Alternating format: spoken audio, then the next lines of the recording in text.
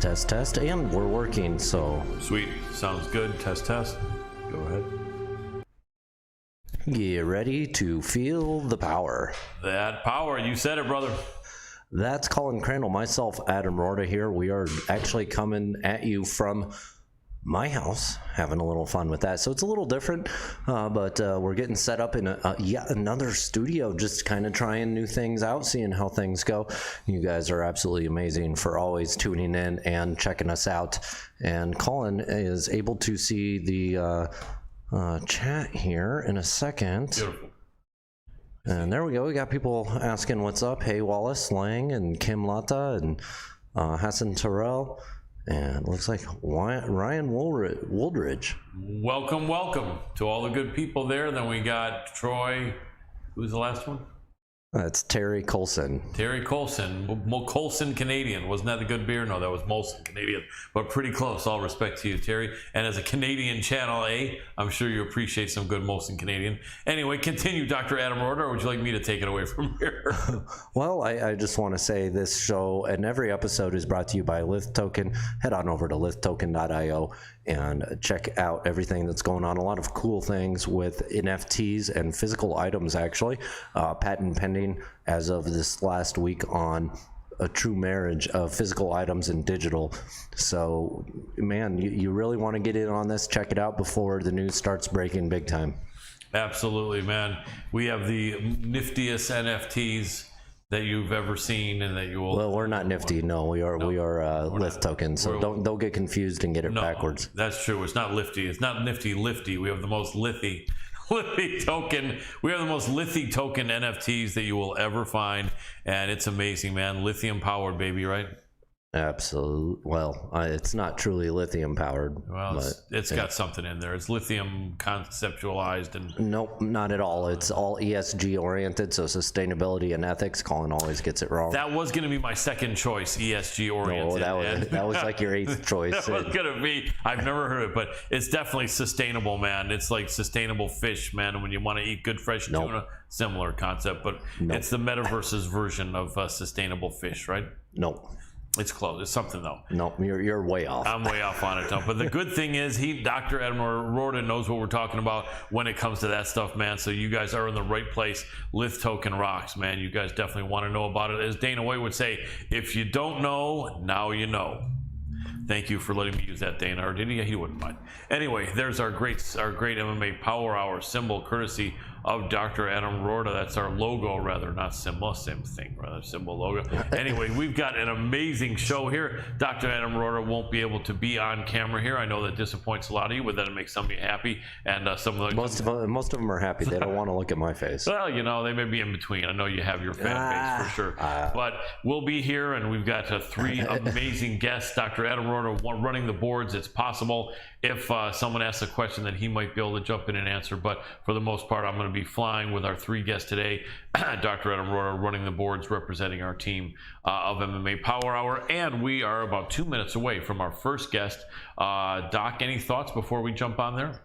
No real thoughts other than you guys are absolutely amazing. And Colin, they do actually see me right now. We have they do. Oh, yeah. Oh, sweet. It's just not the same because I have to actually run the board, so I'm not going to be sitting right next to you. Understood. Well, we'll make it happen, man. We still have the energy going as we always do. For coming up on 5 years, I think 4 weeks from now will be 5 years from when we did our first episode of the Power Hour. So thank you all for helping to keep us going. We really appreciate it. Tell a friend, and as often as you can be here on a Tuesday night, we appreciate it. And if you can't, watch our videos. Every view helps, and share and everything. So yeah, all the likes, comments, and shares, you see it going across the screen. It's at MMA Power Hour. So we do have all of our cool graphics that we had for a little while, Colin. They are back. So. Awesome. That's what we like, man. Looks like the sports ticker and our professional stuff that's all around. That's what people love, and so we're happy to make that happen. And I wish I could see better, and I have good glasses, but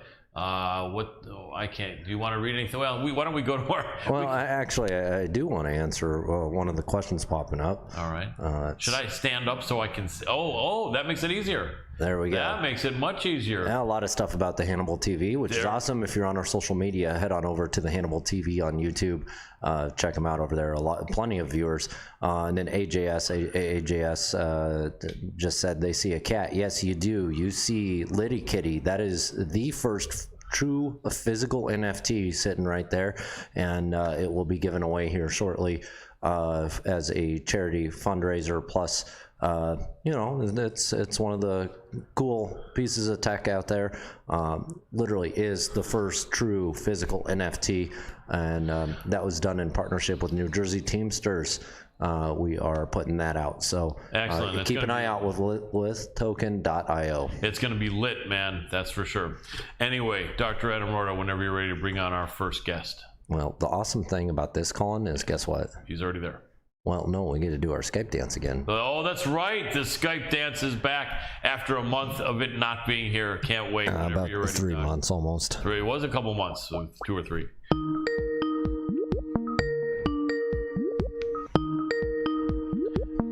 The Jens Pulver version. Hey, Cody, can you hear me?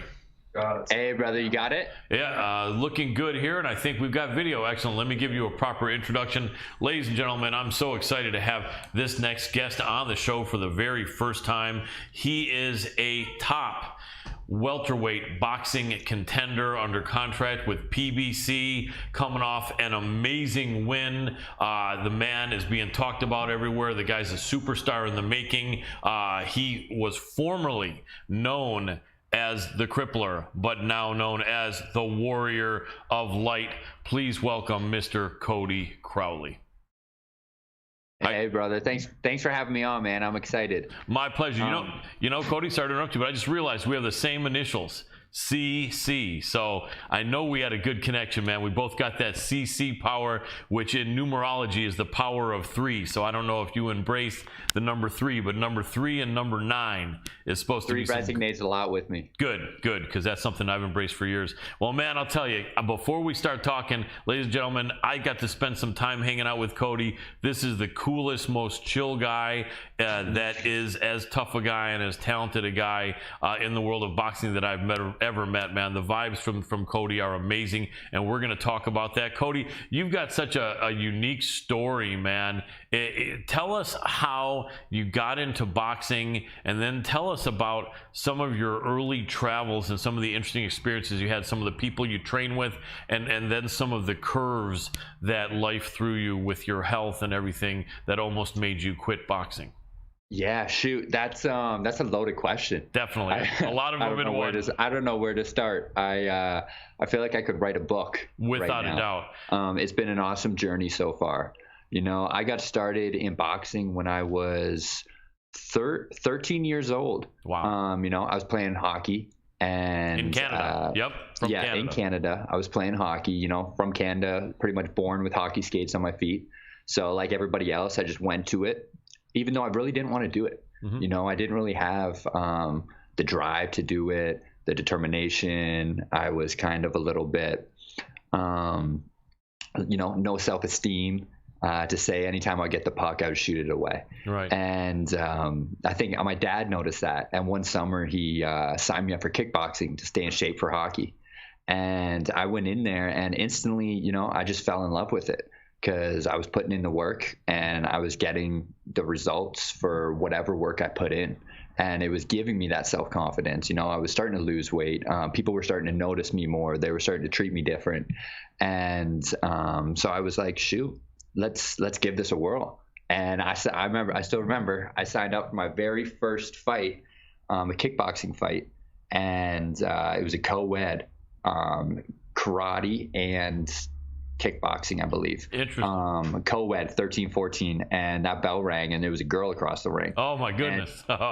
She picked up her foot and she kicked me across the face. In about 30 seconds, I think the fight was over. Wow. Yeah, I got to thank that girl though. Because that day, it lit a fire underneath me. Nice. You know, like coming from this kid who already had no self-esteem, who already, you know, was terrified to go back to school that day to tell his, you know, his buddies that he lost his first fight, let alone to a girl. So I made a promise to myself that, you know, I'm going to dedicate my life to becoming a world champion and do what looks like the impossible, because I wasn't born with that natural talent, those natural abilities, and I was very, very scared and timid, and I shied away from that. So I figured, you know, I got 2 fists and a beating heart, and I can prove with no ability you can become one of the greatest on the planet at doing it if you focused hard enough.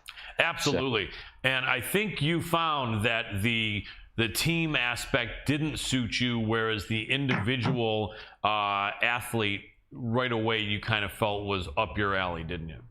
Yeah, definitely.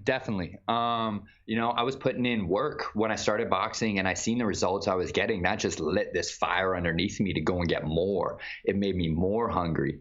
So I remember every, you know, hockey practice, I'd be showing up there early just to stretch. I'd be making sure I had my food on time so I could get the best performance out of me possible.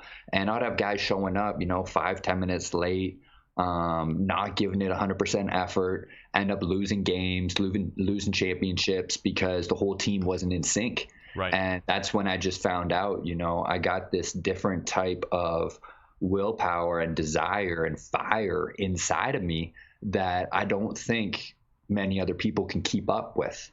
So that's why I took on this solo journey and this you know, lonely path of the warrior.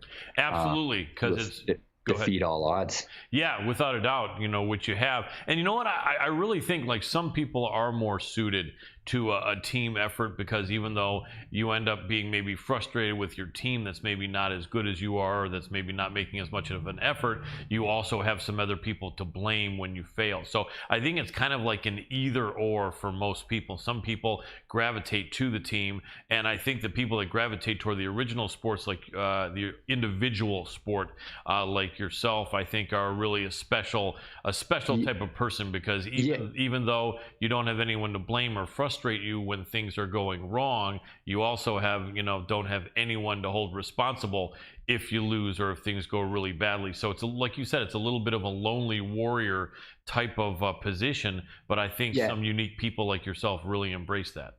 It really shows you the truth, because you can't hide anything. Right. You know, you can fake all you want, you can talk all the trash you want, but when fight night comes, you show up in that ring and it's all you by yourself. Yep. Against the whole world, it feels like sometimes. So it definitely takes a different individual to get in there. That, you know, team sports are for some people. Yep. But I feel like there's a lot of lack of communication in that. People just don't know how to communicate. Myself, as a kid growing up, I didn't have those communication skills. Mm-hmm. So it was hard for me to communicate, you know, how I was feeling. And it was easier for me just to go tunnel vision in a solo sport where I can put all this fire and just channel it. And try and create something magical. Absolutely. Did you have much of an amateur boxing career? You know, kind of. It was definitely no standout. I had my record is about a 50-50 record. Mm-hmm. I had about 60, I want to say maybe 65 fights. I won a couple Ontario championships, I won a national championship, a couple bronze and silver medals there at nationals, bronze at the junior Pan Am games. Mm-hmm. But really it was a 50-50. I didn't really know what I was doing. I wasn't thinking. I was just going in there, and I was fighting a lot of fear, really, and just trying to will the win out. Right. Yeah. Did you have family support at that point, or were they against it, or where did your close family and friends stand? Huge family support. I wouldn't be where I am today without them. You know, I used to wake up when I became this obsessed kid about becoming a world champion. I remember I grew up in the country, and I would go and sleep at my grandparents' in town near the city, just so I could wake up at 4 a.m., go to the gym, train before school, get dropped off at school. Then my mom would pick me up from school, drive me an hour and a half away to go train in another city to get my boxing in, and then come home at, you know, 10 o'clock at night, wake up and do it all again. Long. So I had so much family support. The day I decided I was going to turn professional, and, you know, coming where I'm from, lack of resources in Canada, I had to put myself in the best possible environment be successful, and that was Vegas, and they were 100% supportive of that. So, as soon as I graduated school, college wasn't even on my mind. I didn't think about that. It was, I'm going to be a professional fighter. I remember even in high school, I'd be telling my student counselors that, and they just kind of joked about it, trying to get me in classes to get me ready for school. But I knew. And even after that first trip down to Vegas, I moved there 18 years old, no real support. I didn't really have trainer, manager, family, anything like that. I was training a little bit with some local people, but things just weren't really working out. And I was getting my face kind of beat in every day. A kid where boxing isn't really a thing where I'm from. I just jumped in with not really any skill set into the fight mecca, the capital of the world, where the greatest of the greats come just to get work in every day. So I was young, I was hungry, but I didn't really know better, and I kind of bit off more than I could chew. Right. And go ahead. I'm sorry. Continue. Yeah. So that only lasted about 6 months, and after that, I finally called it quits and went back home. And it was hard. It was a hard pill to swallow. You leave this small town, you tell everyone you're going to be this big, famous professional fighter.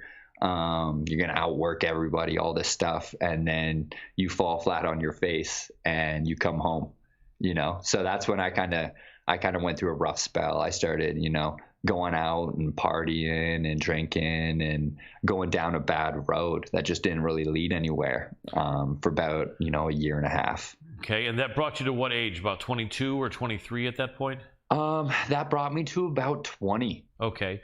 Yeah. Cause, I ended up at the later end of that. It was real bad for a while. I wouldn't get a job or anything. I was just kind of, floating around.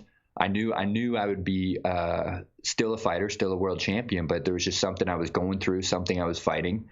And I just need to process it. And, I met a girl one night at a bar, go figure.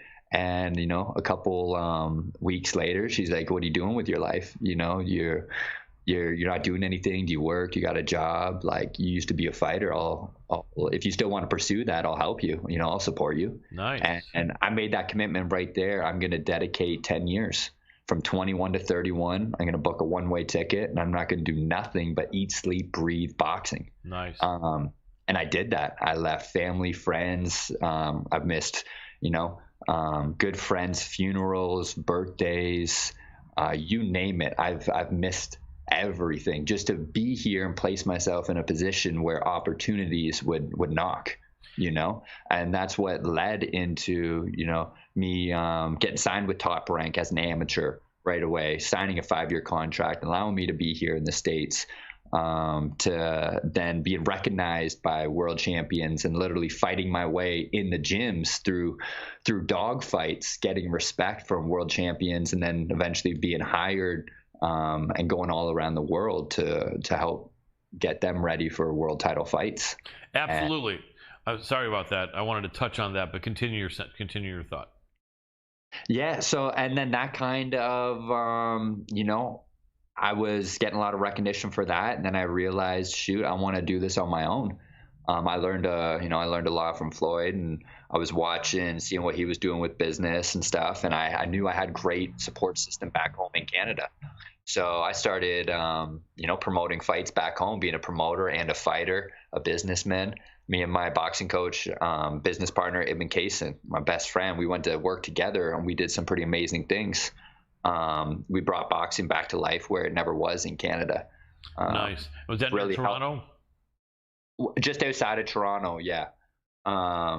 So we made a big impact there. I was providing a platform for other fighters to come and fight without signing contracts that locks them in with promoters. They had a free platform to come and showcase their skills, no strings attached. So it was great. I was giving back. I was building my own record. I was making connections. I was getting on bigger networks. Our last promotion, we did a deal with UFC Fight Pass with Dana White, showcased my fight on there, and then I realized, I'm ready now. I've learned what I need to learn. I've took the long road, and really learn the ins and outs in the ring and outside the ring and how the boxing game works. And I'm gonna get in the game with some of these big fighters and do my work. Absolutely. And you're seeing it now, and now I'm sitting at 20-0. You know, I'm about to announce my biggest fight yet, the biggest arena yet, the biggest network yet. Right. Yep. So, and I know we can't announce that, but we can say the date, correct? We can say the date, or has that been changed? You know what? I got a big fight coming up in April. There we go. I'm gonna be dropping the date soon. I'm gonna be dropping the card. I'm gonna be dropping the opponent. It's gonna be a great showcase for me. Without a doubt. And also surrounding your fight is going to be some other amazing fights on a card everyone's going to want to see. Oh, yeah. I'm excited. I wish I could tell everybody right now, but, you know, gotta wait. Yeah, coming soon. Well, I know that your last victory was over Kudratio Abdukahirov, and he was ranked higher than you. I believe he was also undefeated. That was a really amazing fight. How much, you know, going into it, you had to know that the results of that fight and a victory would be huge for both of you, probably especially you, since he was ranked higher than you. Did you feel extra pressure going into that fight? Like, you're an honest guy, right? Yeah. Tell me. Yeah, like, no. Does it hit you guys like it does the fans that are sitting here saying, "Oh man, this is so big. This is so important"? What was your thought? How did that hit you? What were you thinking? Yeah, you know what? No, honestly, I wasn't. I was more excited than ever. I don't know if people can tell. I think they can, but that fight and my fight before, there's just something a little bit more different about me. I'm more relaxed. I'm even more energized. I'm more aware in the ring, and it's just kind of a newer, better version of Cody in there. Yes, let me bring that up. Let me bring that up really quick. Sorry to step on your words, but I feel like I definitely want to set this up, you know, because I know that you would do it if I didn't, but I don't want to make you guys think that that's not something I know about. So what we're going to talk about here is what the difference was. The man went from the crippler to the warrior of light. The man did some amazing changes, dealt with some amazing challenges, almost quit boxing again, I think, and the story is so interesting. So let us know right before these changes started, and then we'll have you talk about what these changes were.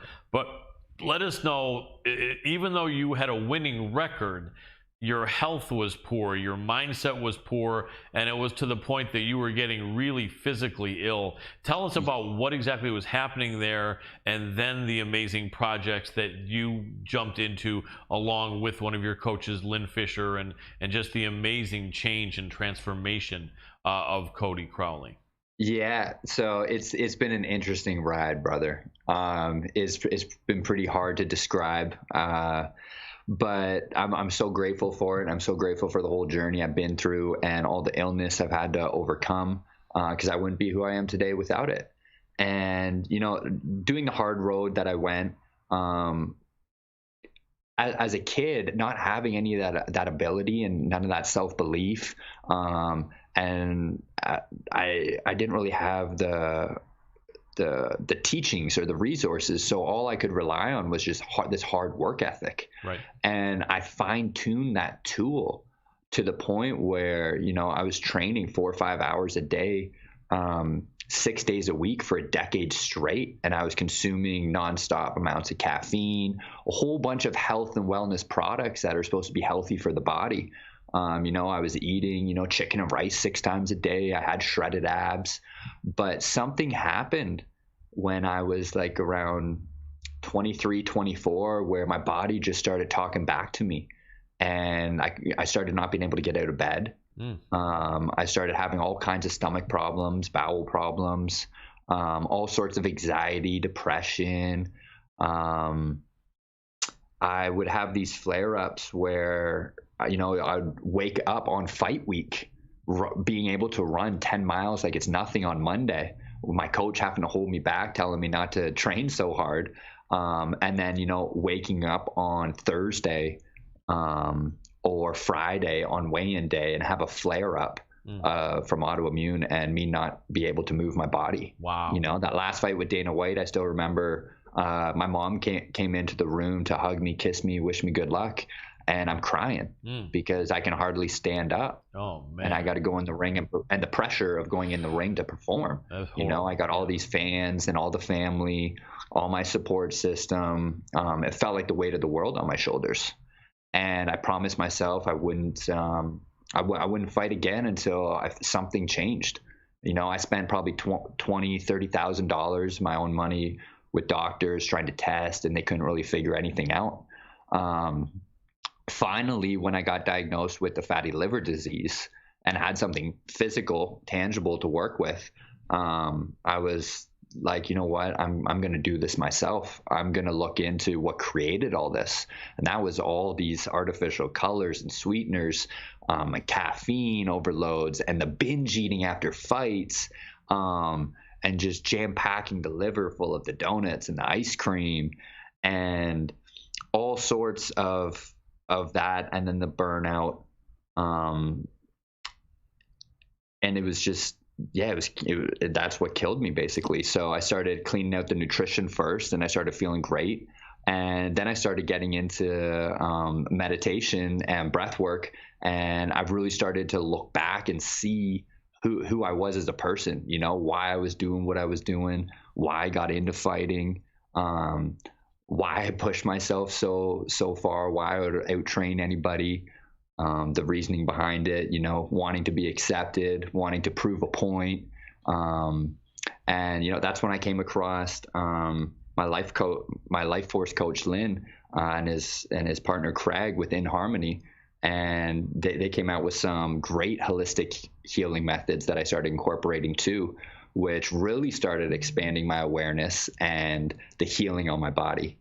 And as soon as my body started feeling better, I was able to transition that into the ring. You know, all of a sudden I had more awareness, and I was listening to my body. When it would tell me if I was tired, I would actually listen to it, even though, you know, most coaches would be like, work, harder, harder, harder. Right. I was, you know, honoring my body. My body was telling me something. Because if I kept going with that engine light on, I would end up how I ended up before. Yeah. You know? So I started really utilizing those tools, especially the meditation cushion, the brain tap. And that's when I started getting into a lot of visualization of what I'm doing, and going to that space of just total stillness and allowing whatever to show up in the ring. And that's when all the pressure really came off, because, you know, I can't go and force. I've been trying to force my career this whole time, and it just makes it harder and harder. And the second I stopped really caring about, you know, how I looked in the ring, what the people thought of me, what the judges thought of me, and just showed up happy, showed up Cody Crowley, you know, the person, not the fighter. All of a sudden things just started going better for me. And you've seen that in my last two fights. Absolutely. It's, I'm coming in the ring with a lot more tools, and it's even transitioning out to my team. You know, me being able to have a better understanding of myself and my energy is allowing, you know, me and my coach to have a better relationship, a better understanding, a better trust level between trust and communication as far as what we're doing in the ring. So the ripple effect has just been amazing. Me and my coach, we really don't have to speak anymore. You know, he's in the ring with me, and I'm sitting in that corner with him at the same time. You just have that connection and that understanding of what you're doing and what you need, and they can kind of feel what they should give to you. And yeah, it just seems like you're on that great plane. And physiologically, I think that's a word that people don't use too much, and I think professional athletes get it, although some don't. But professional athletes get it a lot more than the average guy and girl, which is that there really is a mind-body connection. And if 100%. You're right, and if you're in one state with your body, let's say a really positive state with your body, but your mind is in a really negative state, you're still not going to be doing well, and you may not even be feeling well, even though you have a really healthy and fit body. So having the connection, the mind and body connection, is really huge, and especially with a sport like boxing. I mean, I know boxing from having watched it for many years. I'm more of an MMA guy now, hence the MMA Power Hour. But I do know that that both are really involving the mind, and I know in MMA, fighters usually say it may even be like 90% mind and maybe 10% body. Do you think the same in boxing, or would you use a different percentage? I would even say it's a little bit more. Wow. Yeah. I believe they're 100% one. You know, right, together, right? Yeah, 100% one. My belief goes pretty deep on that, and that's another reason why I'm actually still fighting. You know, when I started healing myself and I started to become more aware of the reason why I was sick, you know, I was treating my body as if it was a machine. That's what us fighters do. Right. We put that sword in the fire every day and we bang it. You know, we sharpen it up and we pull it out. And then we put it back in, day out.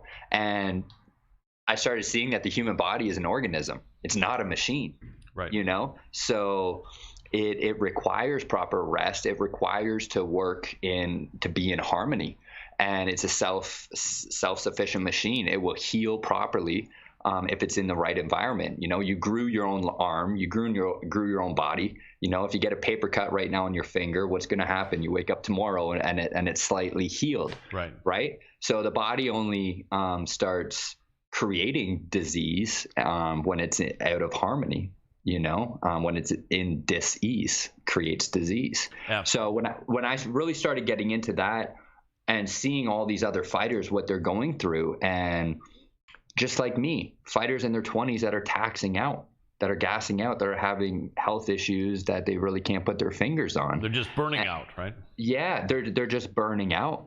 And it's really inspired me to, you know, now that boxing isn't really a job, it's not something that like, oh, I got to go accomplish this. It's, you know, I can do it for fun because I'm good at it. Right. But me as a person, Cody, I can also use it as a platform and be a walking billboard for health and wellness, and to help some of these other fighters that are dealing with physical along with mental issues. Absolutely. All combat sports, that's the concussions, the traumas, it's one of the biggest things, you know. We always get the glamour and the glitz right in your prime when you're healthy. Right. And then when you give yourself, you know, it's an exchange. You're giving your health for that, right? For that win. These people end up retiring and not being able to enjoy life to the fullest. Right. And I just don't think it's fair. No. No, it's not. It's not a good situation. Sorry to step on your words, but I want to let you know we've got about 6 minutes left. I know you have other obligations, but in the last 6 minutes, I want to get a lot more information from you. But I just wanted to give you that time constraint, so you know that how much we can work with. So let me jump on the fact that you went from the crippler to the warrior of light. Obviously, that was probably right. That probably came somewhere around the short time maybe after you had been into the mind and body harmony and working with Lynn and doing the breathing and using the meditation chair, which is an amazing thing. And what came to your mind that made you want to push the crippler away and bring in the warrior of light? Well, you know, that crippler, it was attached to an identity and an ego of just this savage, this guy who wouldn't care about anything, who would just wasn't a nice person. All he wanted to do was just grind and grind people into the ground. And when I was going through my own little journey, healing journey and self-discovery, I realized I really wasn't a fighter.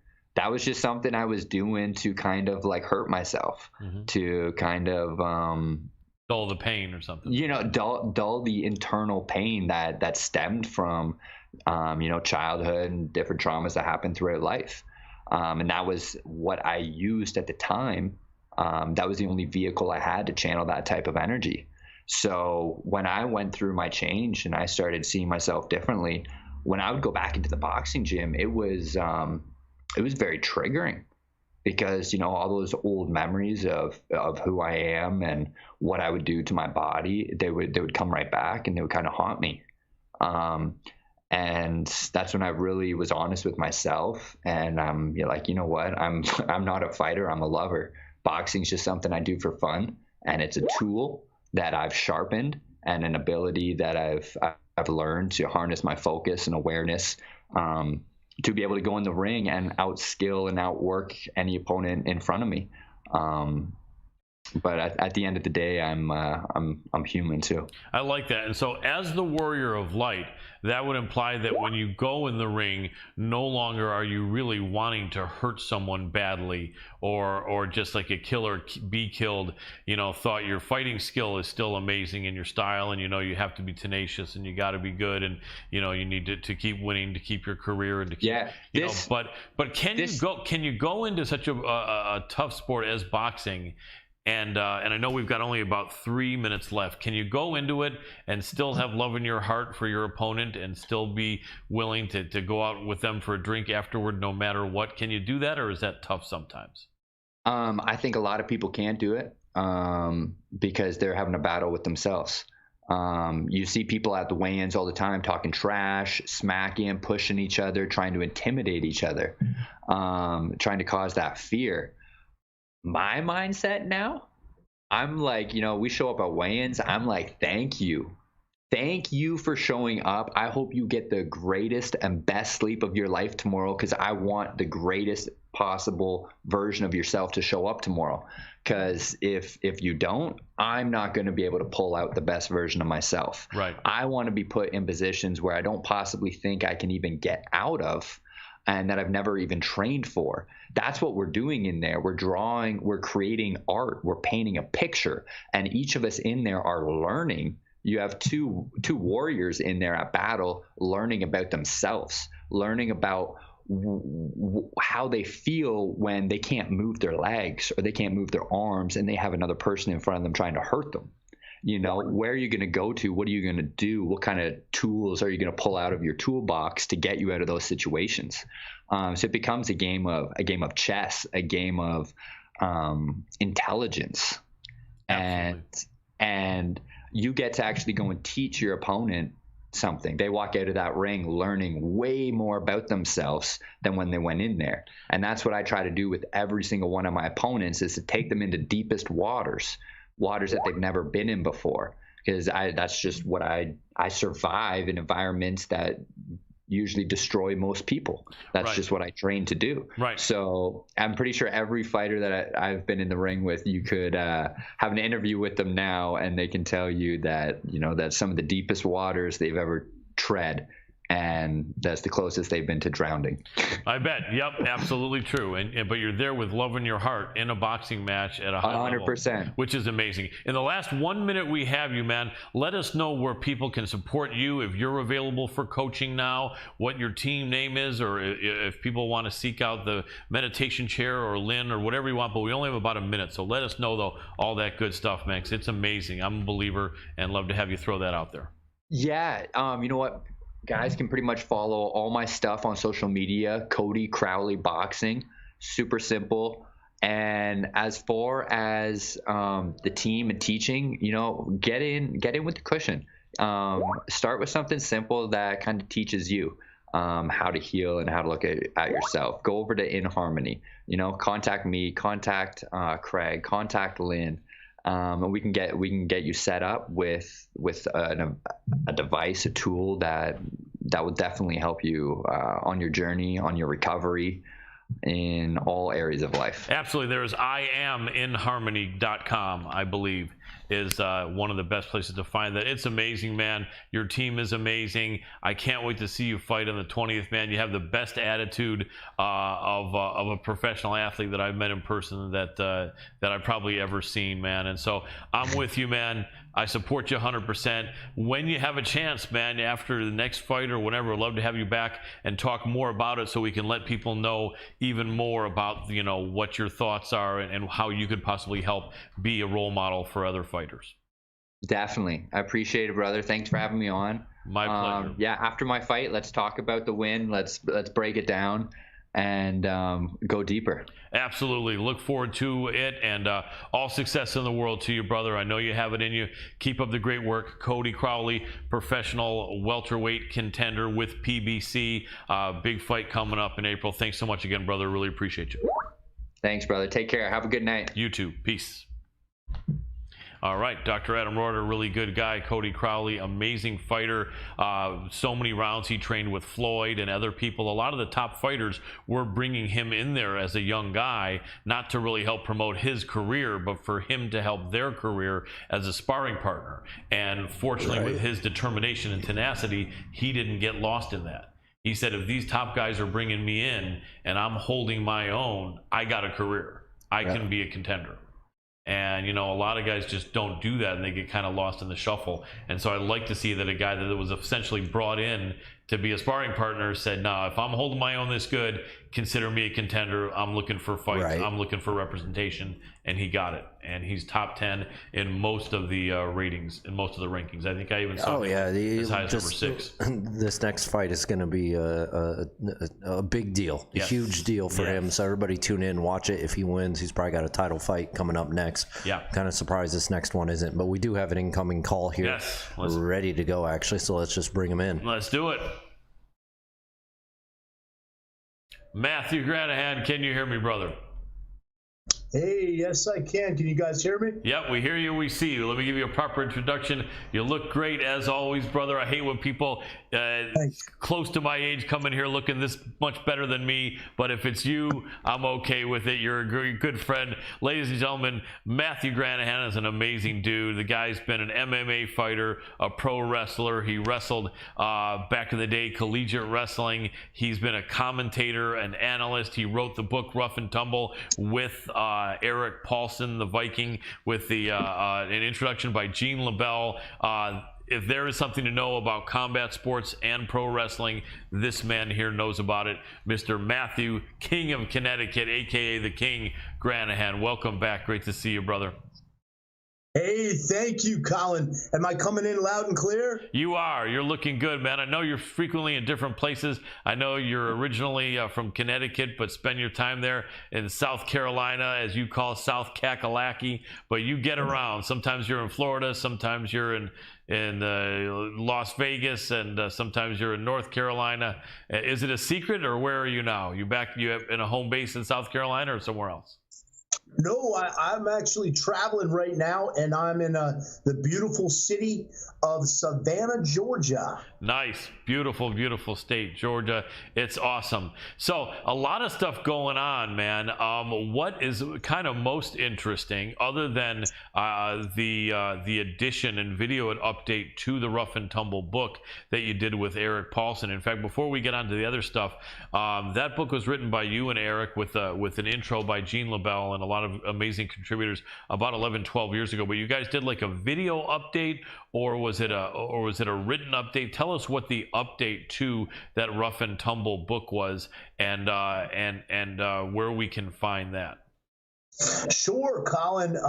That, interestingly enough, kind of is a part of this story with the Nature Boy Ric Flair, which I'll get to. Eric contacted me around the holidays, just before the holidays, just before Thanksgiving, and he said, let's do something cool with this book. We kind of brainstormed, and I flew out to Combat Submission Wrestling, the headquarters in Fullerton, California. Flew out there to John Wayne Airport, had a great time with Eric. We got in the ring at CSW, Combat Submission Wrestling, and we put together something really cool for the fans. It was an addendum to the book, sort of getting people caught up, a lot of behind-the-scenes stories on the book, a lot of additional supplemental history, and we gave that as a gift to the fans for Christmas. And then an additional gift, which we've extended, you can get a book and T-shirt deal, and that deal's been going really well. So I urge people to get it before we run out of copies. We're almost completely out of copies from our second print here of the book, and the only place to go to get it is erikpaulson.com. Don't go to Amazon, because people buy the book and then they jack the price up. But man, it's just so much great history in that book. Absolutely. And the unique thing about Erik the Viking Paulson, creator of CSW and former Shuto champion, one of the most experienced coaches out there, is that he not only has a background in catch wrestling with Gene LaBelle and other people, but then he also was a BJJ black belt under the Machado brothers. So the Machados. Yeah, so yep, I mean, that's right. He knows so much stuff. I mean, like, for those of you watching that train jiu-jitsu, either look up this book, which is amazing, or if you want to look up some videos Erik Paulson puts out, you can always find some submissions that your jiu-jitsu brothers are going to say, what the hell was that, when you put it on them in their next class. So it's really a great variety of things, and the book is amazing. So how did this lead into the situation with Ric Flair? Everyone knows Ric Flair. I guess if you lived under a rock, or if you're under 21 years old, maybe you don't know Ric Flair, but the Nature Boy was the other than Hulk Hogan, he was the shiningest of shining lights and famous personalities in the 80s and the 90s, and even the early part of this century. The Nature Boy with his woo yell. Oh, that was a good one. Yep, thank you. And the platinum blonde hair, styling and profiling, Space Mountain with the limousines, the girls, everything, So he's been around for many years, and you've known him for quite a while. He's based, I think, over in North Carolina, not far from you. And but some kind of insanity went on where he and his wife got a little bit crazy, and they got mad at the king, and they're trying to blame you for their divorce, or they're blaming each other, and he's blaming you, but she's not blaming you. What happened with that, and what's going on, as much as you can tell? Because the Ric Flair apparently is a love and hate relationship with you. He loves you before, and now he hates you. Who the hell knows what's going on? But I'd like to know, and I think our audience would as well. Sure, and let me just say, first of all, Ric Flair, I love you, man. I wish you and Wendy nothing but the best. And we all have, we've all get a little angry at times. But I'll give you just a quick summarized version of what happened. I've known Ric Flair, as you said, for many years. I knew him originally from Dockside Bar on Lake Murray when he had his boat there, and I had a house in Irmo, South Carolina, near Lake Murray. And he was married to wife, I believe, number 4 at that time. Well, Wendy, who was a bit snotty and haughty, she was a personal trainer, and Rick was often there at the bar tossing them back. And with myself at times, I bounced at that bar in my younger days.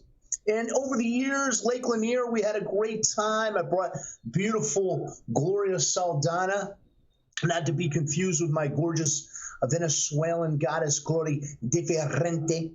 This was about 2016, out to Lake Lanier when Rick had his boats out there. And Rick was all over her, man. He was like, "Oh, you're so exotic. You're so exotic." And she says, "This guy's kind of making me uncomfortable." And I said, "Honey, that's Ric Flair. That's the Nature Ric Boy." Flair." Yeah. So Colin, I need to say this. Rick and I are a lot alike in many ways, except for one way. I learned this, I remember my uncle telling me this when I was a teenager, and it's a great quote, and it's, if your wife leaves you for another man, the best revenge you can get on that other man is to let him keep her. I love it. I got to keep to keep this moving because it's a crazy story. Yes. So fast forward to last year, I had Ric Flair's number for years, and I lost a lot of numbers when the screen went out on my old phone. So I got his number back from Bill Hazelwood, who just interviewed me, veteran MMA and wrestling ring announcer and personality throughout the Southeast, mainly in the Carolinas, and called Rick. And I wanted to get him on the Berman Team podcast because I work for Berman Law Group out of Boca Raton, Florida. I'm a marketing coordinator and also media host. I host our Berman Team podcast down there, and we wanted to get Rick on. So anybody have any personal injury issues, go to king.of.Connecticut on Instagram, or you can hit me up on my Matthew J. Granahan Facebook. Any personal injury issues, I can assist you there. But we wanted to get Rick in for our podcast. So Rick and I started talking, and make a long story short, he said, hey, you got any pictures? Whatever happened to that beautiful exotic Mexican lady? And I said she was Mexican Lebanese, and I said, Rick, she kind of moved on. She lives actually out there in Southern California, you guys. But I said, I got another beauty in my stable from Venezuela. And he said, well, send some pictures to the nature boy, because I'd kind of sent him pics and videos of the ladies in the past. Right. So, you wanted pictures. So I did, and he loved it. He even said in one of his texts, "You're the man." That's a big endorsement from Ric Flair. You're the man. Absolutely. And so, what got him in some trouble was a beautiful Dominican woman that I met at the airports when I was on my way to see Eric out in California. She saw the hair, she saw the style, she saw the profile, and she would send me some very nice videos. Shall we say, pleasing herself. And, and I sent him over to the nature boy, and he loved them. He says, send me more, he said, send me more, big man. And so we get to, that was in that afternoon, December 15th, which I had time stamped on the Hannibal TV commentaries about this. And then that evening, about 6:30, I get a text, Matt, kill yourself. You never called Wendy. And those girls you're sending me pictures and video of, they just don't stack up to Wendy, Matt. Dare to dream. And I should preface that earlier in that afternoon, Rick called me and I was really busy. I was preoccupied, and he was wanting me to call Wendy and say, tell her, you know how you meant to send those. She's probably standing right there next to her. You know how you meant to send those pictures to another friend, right? Right. So apparently she looked on his phone. Like, you're Ric Flair, right?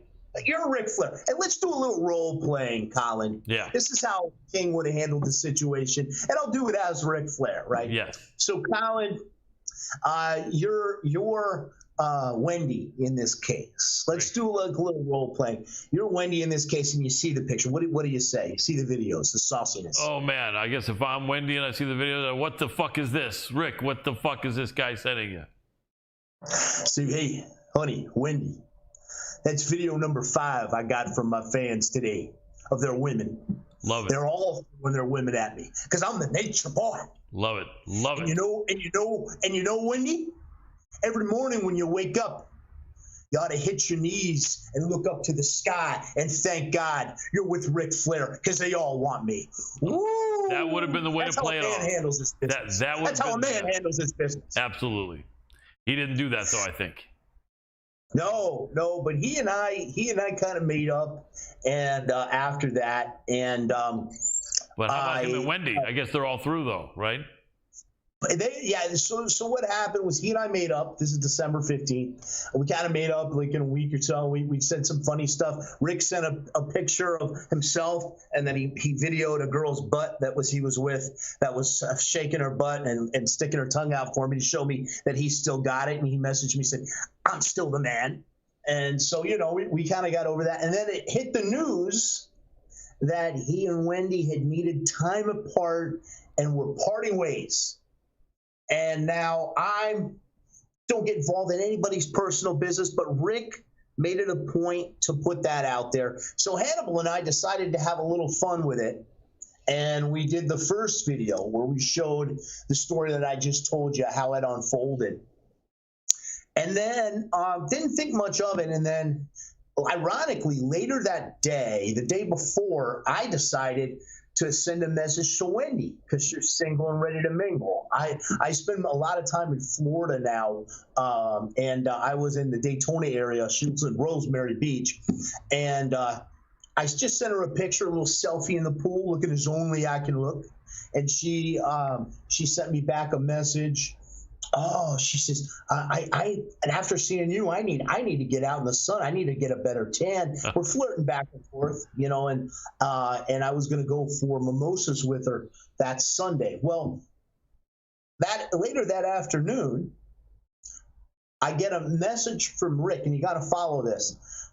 He sends me the picture that I had sent to Wendy, and he says, I didn't send it to him. Picture I had sent to Wendy. He sends it to me, and then you all can listen to the Hannibal TV commentaries on this. And he writes,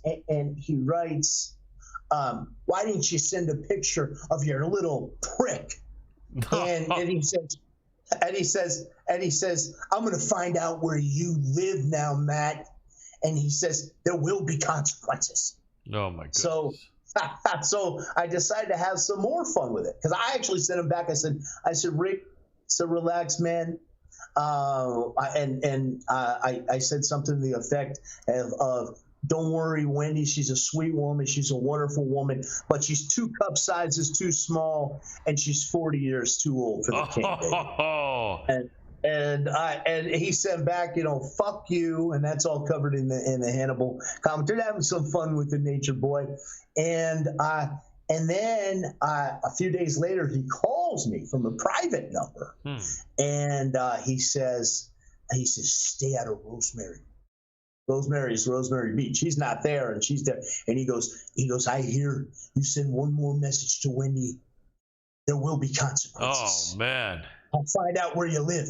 And I just apologized. I said, Rick, man, don't worry. I said, I got so much going on. I have no plans on going there. And I apologized. He said, well, just leave it there.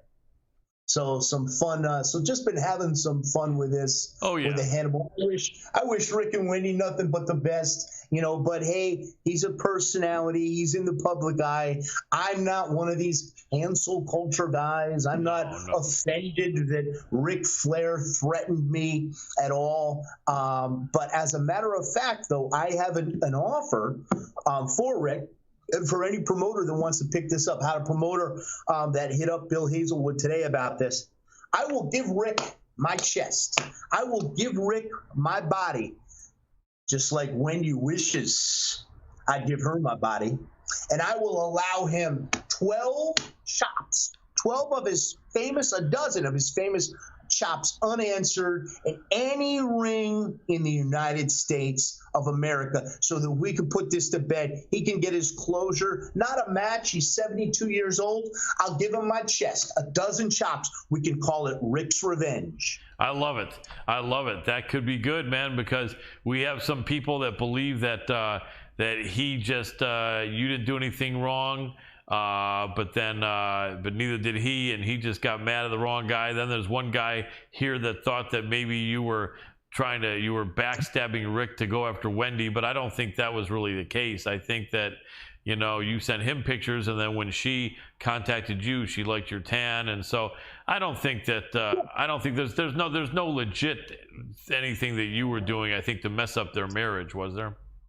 No, I mean, on my end, you know, I take it with a grain of salt. It's all in fun. But Rick is legitimately angry at me. And I just did Kevin Sullivan's podcast about just before this happened. And he was the booker in WCW with Rick was there. And what we were talking about is, you know, the legit promos, the legit anger, the legit heat And guys like Scott Steiner had with Ric Flair, guys like Shane Douglas had with Ric Flair.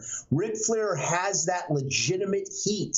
Yes. Ric Flair had that legitimate heat with Eric Bischoff. He hated Eric, and he hates me. He hates me just as much as he did, dare I say, Eric Bischoff years ago. Yeah. And that's why I want to give him my chest, give him a chest to chop 12. I think that'd be very entertaining for the fans. I think that could be cool. Now, is there any chance that if he took you up on that and he gave you those chops, you'd be mad enough that you'd put him in your patented figure 4 leg lock?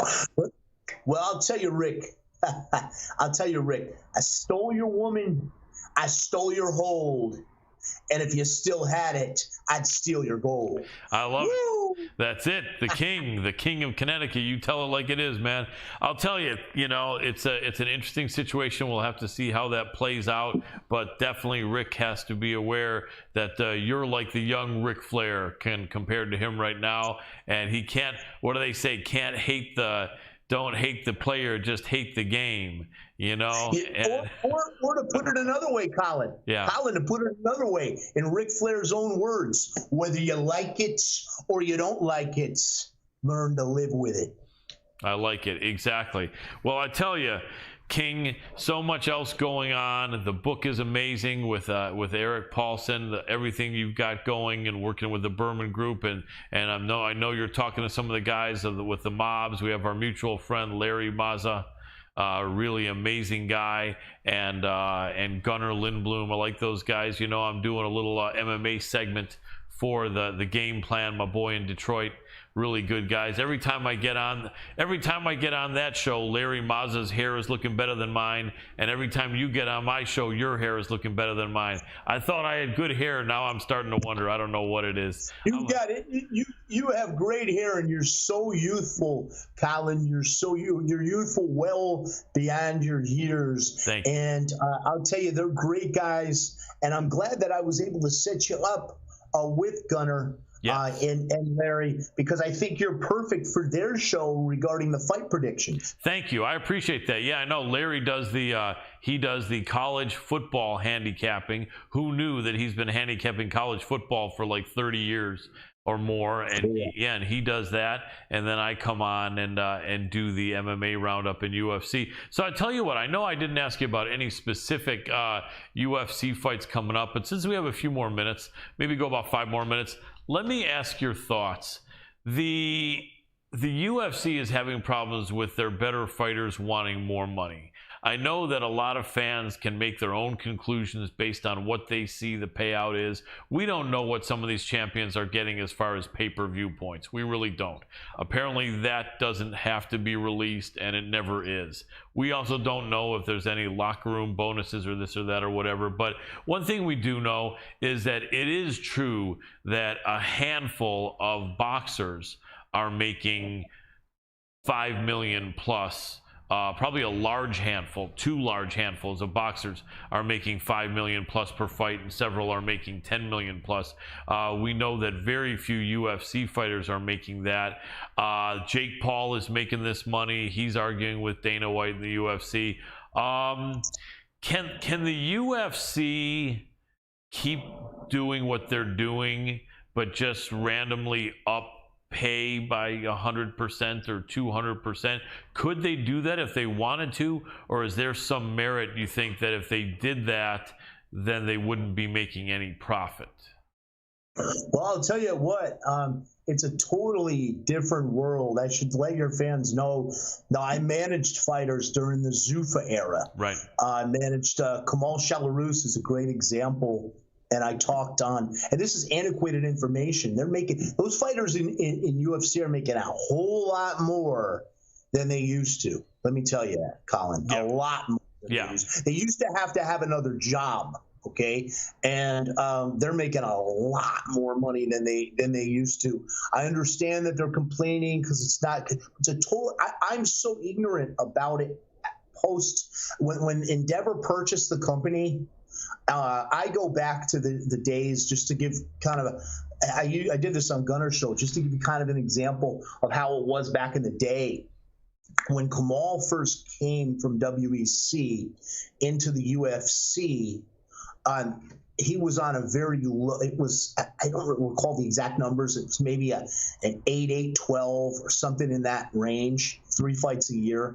And they took so much of our sponsor money. We got a lot of sponsor money when we were in WEC.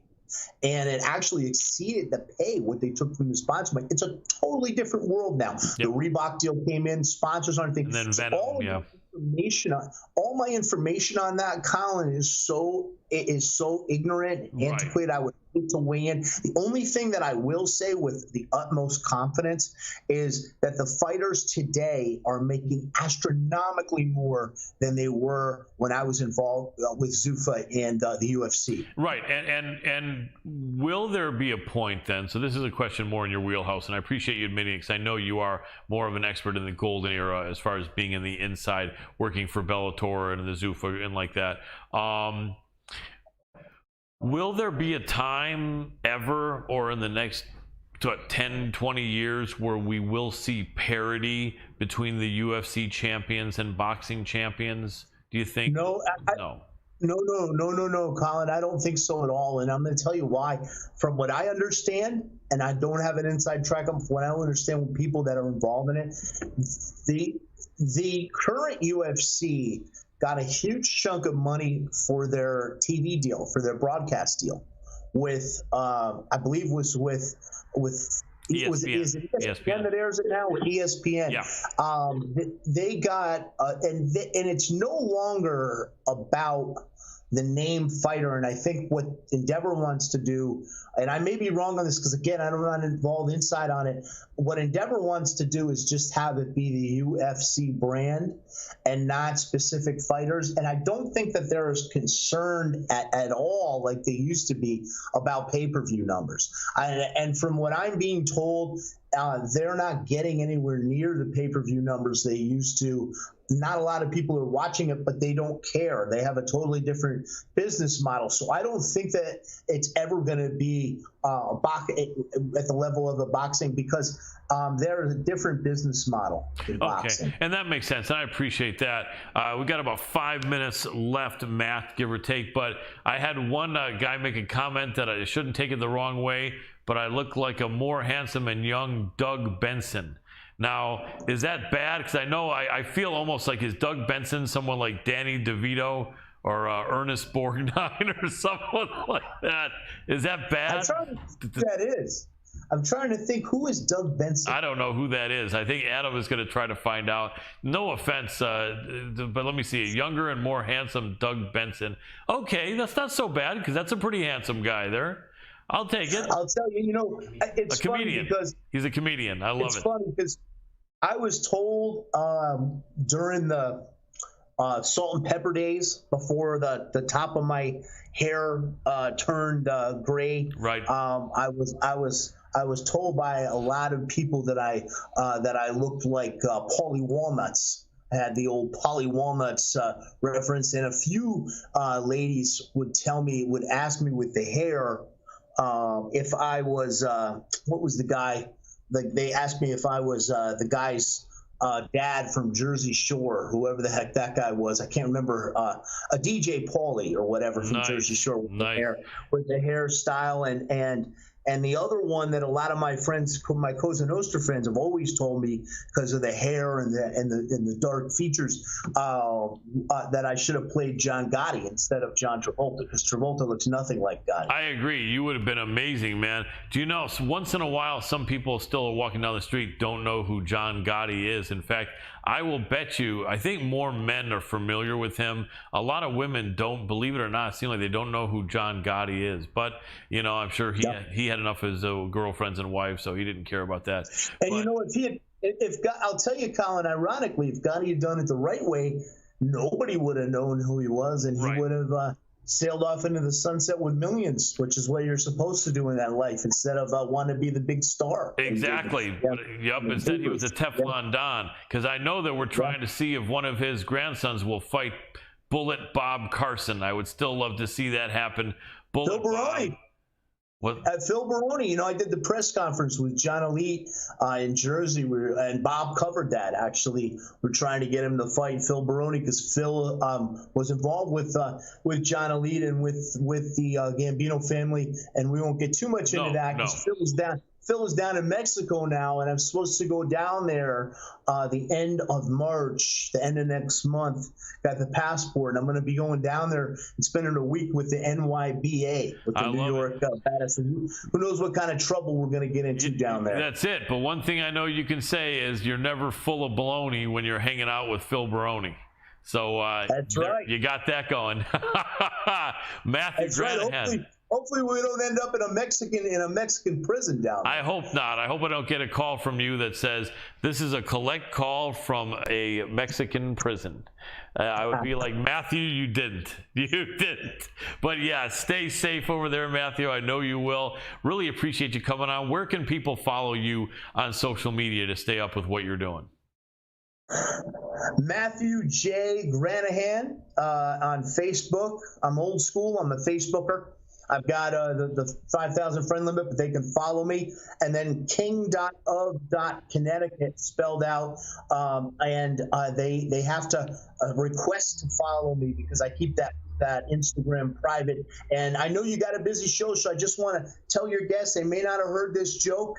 What's 240 pounds, dashingly handsome, and disappears in an instant? I love it. Let's see the answer. And that is it, Matthew the King Granahan. And it worked this time. Matthew, it worked. Adam, you can remove it. Thank you. One of the funniest moments, and I know this is what Adam is laughing at, is 4 years ago when Matthew did that, the screen froze and he's still right there on the screen. So he didn't. And we were saying we didn't know the answer. We were saying, what? Well, what's the answer, Matthew? And then I think his buddy Jeff or someone, I forget who the guy who he brought on, a really cool dude who was a DJ and a wrestler. And I was like, what's the answer there, brother? And he's like, I don't know what the hell he's doing. And then he tried it again and the screen froze again. And then we finally realized what it was, but it worked. I love it, man. The man is getting better with age, just like all of us lucky guys are. He's getting wiser with tech. Yes, he is. He is getting better with his tech. So anyway, we got a few minutes here. Dr. Adam Roorda, about 8 minutes before our next guest call time. Should I look at some of these cool comments here? Do you want you and me to maybe answer or reply to comments? Oh, well, we've got somebody here dropping a note. It's Run DMG. 101-214. No boxing takes talent. UFC fighters are other sports rejects. I have to disagree with that. Well, he's a big boxing fan. I can respect that. There is still less crossover, I think, than people think between boxing and MMA. A lot of boxing purists just could never get an MMA. They don't like the ground fighting. They don't understand it. They don't want to understand it, or maybe they understand it, but they still don't like it. And so it's, I mean, in reality, I would agree with you, Adam, and disagree with Run DMJ. It's not other sports rejects, It's a great sport in of itself. I think that... I mean, I would maybe go as far as saying it's a lot of life's rejects that found a way out of being a reject. I think there's a common story there. A lot of people that were troublemakers previously and doing stupid things, and they found their way out. But boxing has a similar story for most boxers. It's the one way out. It's a one-way ticket out of bad situations. Right. It's a similar situation, with the mindset of both athletes. Mm-hmm. I think that what the reality is, and I'm far be it from me to say what the reality is for everyone. It's only my reality, my perception. But my perception of reality, having watched boxing ever since I was a little kid, and then having watched MMA ever since before the first UFC, I was familiar with it with some people that I knew training with the Gracies. This is what I would say. For boxing to be a superstar, you got to have a really good chin, good reflexes, speed, really good technique, and power. And it's basically all about movement. Your feet are important, but upper body movement and really good hands. And I think that the amount of people that are really good at just that skill set are fewer then can actually be really good MMA fighters too. And I'm not saying it makes boxing better, but what I'm saying is in boxing, you really know if you have the speed, the power, the upper body movement, the chin, the attitude, the strength of mind and determination to be the best at that. In MMA, it kind of has various different options. You can be that guy that maybe really doesn't have the best chin, but your wrestling is so good that people don't get to test your chin. Or like you have a style like Khabib, you've got a pretty good chin, but your wrestling is so much better than everyone else's, and your ground control and submissions, are so good. And flip side of that, you can have someone that can come in and be really good, like Sean Strickland is looking at like a guy with some of the better hands in the bigger UFC fighters, and he just basically, guys can't take him down because his wrestling defense is good, and like Izzy, actually, even probably Izzy obviously above Sean Strickland, being that Izzy is Israel Adesanya is the champion. But what I'm saying is that there's a great variety of skill sets that different champions have. Like Israel Adesanya's skill set is very different from Khabib's skill set, but they're both amazing fighters. And so I think MMA with the different skill sets does allow people from various different backgrounds in sports to be really good and possibly be a champion. And I tell you what though, it's definitely rigorous training. I've known people that have trained boxing, and you're not taking nearly as much shots to the head, so concussions perhaps would be less, but the wear and tear on the body, the wrestling training and the grappling and the jiu-jitsu and trying to put on pads and simulate elbows and knees and other stuff like that, and submission holds. A lot of people in boxing have admitted that the MMA training is really, really grueling, and there's so many skill sets in the world of MMA that it isn't just like every boxer can go in there and beat someone in an MMA fight. Then that's why you almost never see it happen. So no disrespect at all to boxing. It's a legendary sport that's been around for hundreds of years. Big respect for that, but then also in MMA. So people may have their MMA in a lot of ways has been around longer, but not as a sport.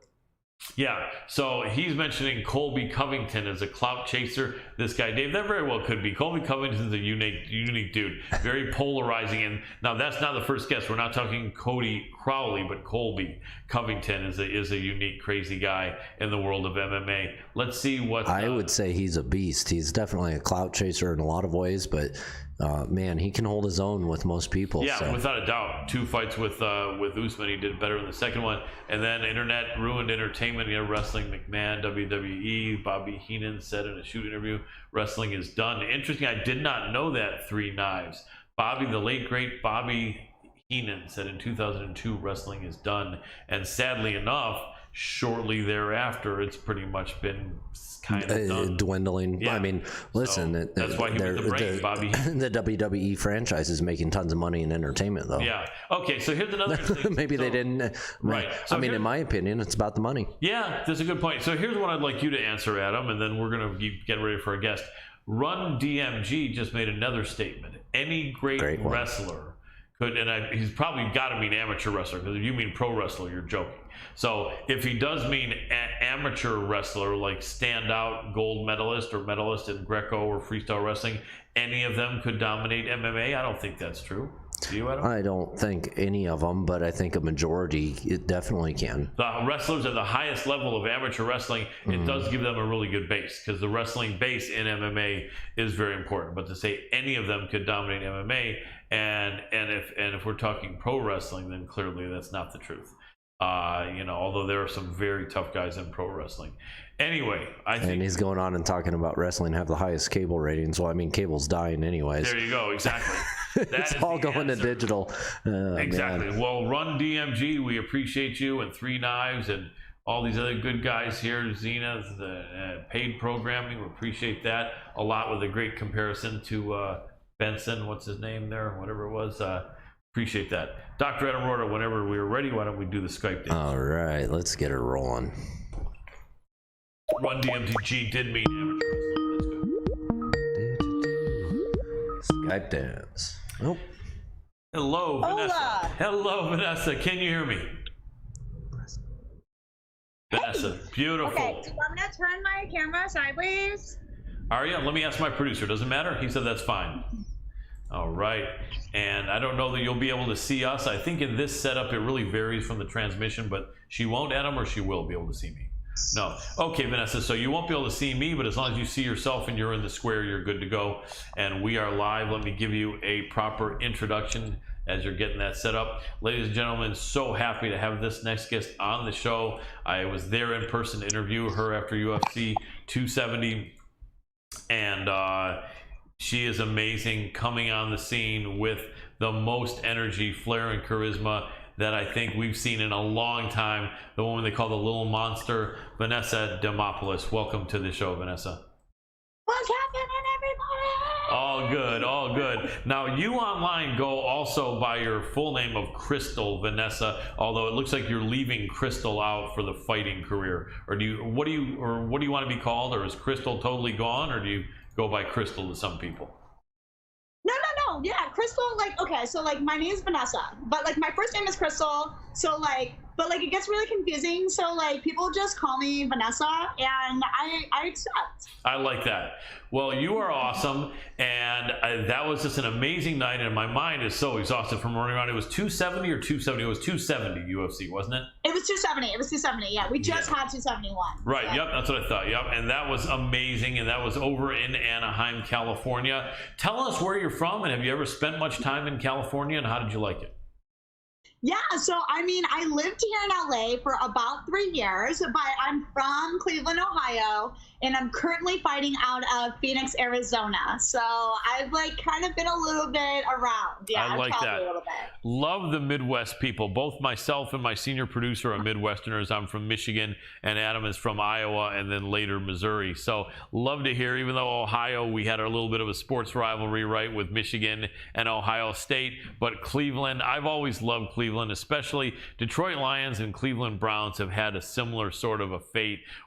You guys, at least once in a while, are on the verge of being really good. The Lions are never quite on the verge, but you know. And then look what we had here: Matthew Stafford, the man that I cheered for 10 years with the Lions, and he ends up being on the Rams. And I know some people that know him, and some people that are working some business deals with him, and they asked me to please cheer for him, and it was tough. I watched the game alone. For the most part, my girlfriend checked in on it a couple times, but I'm watching it and I'm feeling bittersweet feelings. And then finally, when it came down to the end, I said, okay, I'm going to pretend it's back when Matthew was on our team.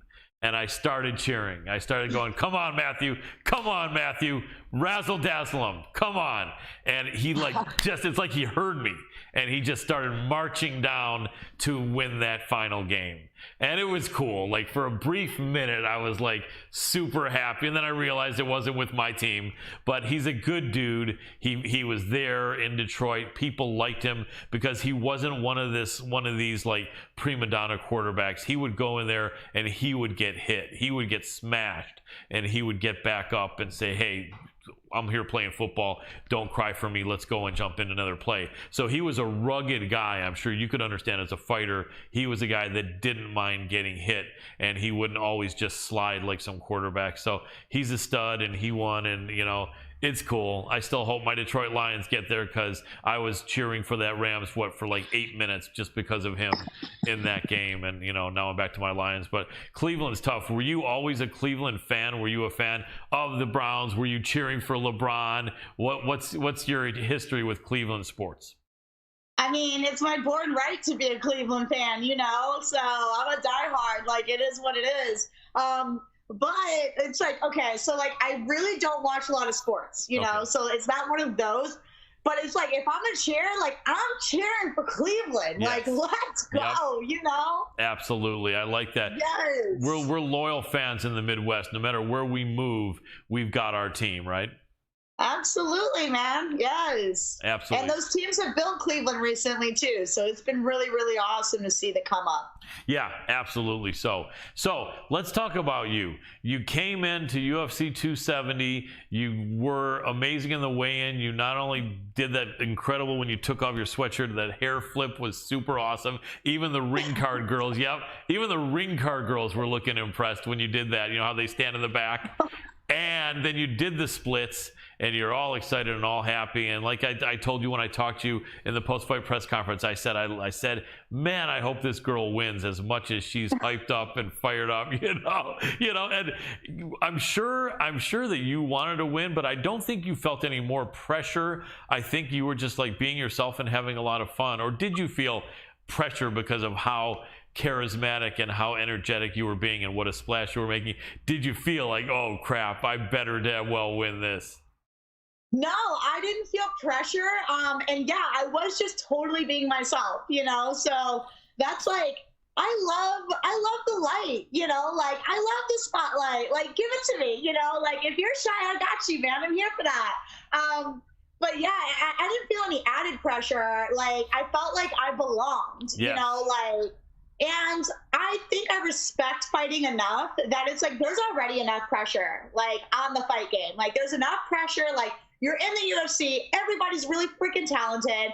Everybody trains their ass off. We're all professionals here. Like if anything, like I was just as relaxed and as calm and as myself and as free as I could possibly be. And I think that's where a lot of that came from, was like I didn't have any pressure. Like I got to just be me, you know? Absolutely. And it was so cool that the world was just like, yeah, go girl. And I'm like, yeah. Yes. Because like that was literally just me. Like That's awesome. Like you're so effervescent and bubbly and enthusiastic and you know, perky and you know, peppy and everything, and those are really good qualities. I remember when they were showing some clips that I saw on the internet where they were like maybe doing like some photo ops with you. It must have been after you won, I think, although I can't tell. And then you had the flag in your hands around your back. Was that before or after you won? that was after. That was definitely after. Okay. I was like, oh, I'm just so excited. It was great because you were so excited that you had the flag, and you were so excited it looks like you had wings that you were flapping with the flag. I said, this is amazing. This girl has got wings and she's flapping them. And I'm like, it was so cool. Well, yeah, it's Man. you. Like it felt like I just like I can't even explain like how freaking awesome it felt, because it's like, you know, like it's like the most exciting thing in the whole entire world. And I'm like, I felt like a child, you know, that like, man, like I got to do the coolest thing ever. And I don't know. I was just really excited. I'm still really excited. Yeah. And I feel like everybody feels like this, but like I wish I could like explode with how dope I like felt and still feel. You know, like if I could like physically explode, like that would probably do justice to the emotions. That's, you know? I believe it. That's awesome. A great statement. Also, one of our fans who's a big boxing fan, we actually had a top 10 boxing contender on in our first segment. And so we have one of our boxers who's staying with us, watching, one of our boxing fans. And he's normally a little bit hard on MMA. He hasn't really made that crossover, but he's just made a couple of great comments about you. He said, finally a sexy woman in MMA. And then he also said she has too much charisma for MMA. So,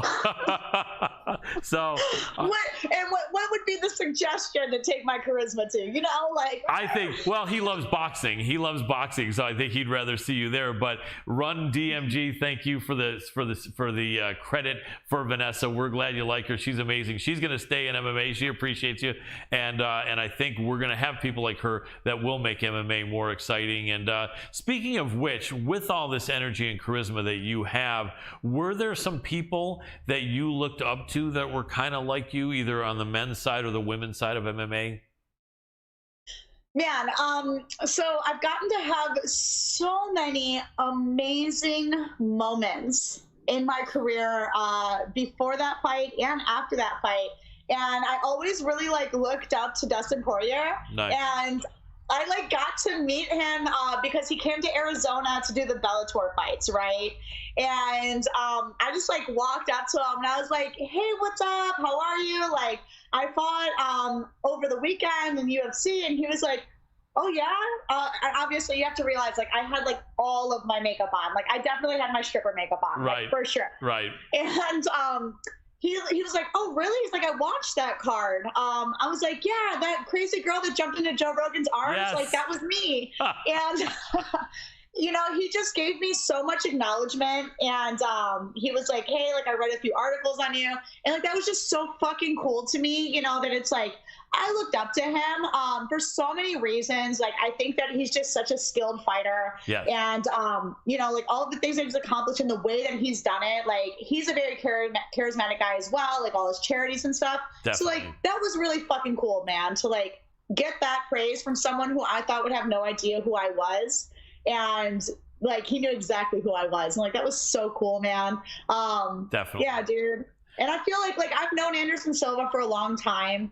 And like just a lot of different people in the fight game, you know, and like they've all been watching me rise. So like to be able to have that moment and like just like be able to celebrate it with, I know people that were celebrating for me behind the scenes, like, man, that's so cool. Absolutely. No, it looks like you really appreciated it and had fun. One of the things our guy said, the boxing fan, is he could actually see you killing it in WWE. And, you know, I know that like Ronda Rousey went there. Some of her friends went there. Shayna Baszler, some of the couple of the other girls. Is that something that could be viable like after an MMA career for you? I know that Ronda was like smaller than a lot of those girls in WWE, so you would be really smaller, but then you're a real fighter, so you'd have that going for you, right? Could you see something like that, like 10 years from now or something, or whenever, 8 years, 4 years, 5, you know, whenever you feel your UFC career is done? Could you have fun doing that, you think? Small confession, I was actually going out for the WWE not too long ago, actually. I believe back in like 2016. I was training, I was getting ready for the auditions, and like, I mean, all of the gymnastics, I was like never in better shape than when I was training for that. And I've taken acting classes, modeling classes, like I've done all the things. And but they were looking for smaller females, and I was like, yeah, that's like, you. Let's go. And that's me, sign me up. And then they ended up like not needing smaller females any longer, and I don't know what that reason was, but I'm so grateful because obviously like I love MMA so much, and I'm so grateful to be here in the UFC right now. But I would totally be in the WWE, like absolutely, like that looks like so much fun to me, you know. Very true, and it's definitely got its risk as well, but you're an athlete and you're down for it, and that could be cool maybe sometime in the future. So let's talk about you. So you have such a unique story, and you've told it a few times. You've been grinding for many years, and that I think is a reality, especially like for women's MMA. There are just not as many opportunities even still as there are for men. And so you put in your time, and then to make ends meet, you were dancing, you know, it's like you say, you got your pole dancing, your stripper guard and everything, and you were making money doing that. And that's really a unique story, because not to try to beat a dead horse, but I think for people that don't know, it's unique, and I don't think you mind talking about it. A lot of times you hear that girls will dance, it will be a means to an end. They're going to be a teacher, they're going to be a doctor, they're going to be, you know, an engineer, they're going to be, you know, whatever, a fighter is a new one. But oftentimes you like hear about these things, but then you end up hearing that instead all of their money went into drugs. They did drugs all day, every day, until their career was over, and then they're out on the street. These sad stories. Do you find that were there other people that had a positive story like yours that were really working towards something and saving their money and exercising and making their body healthy and being able to funnel that into their dreams? Or were you kind of an anomaly there?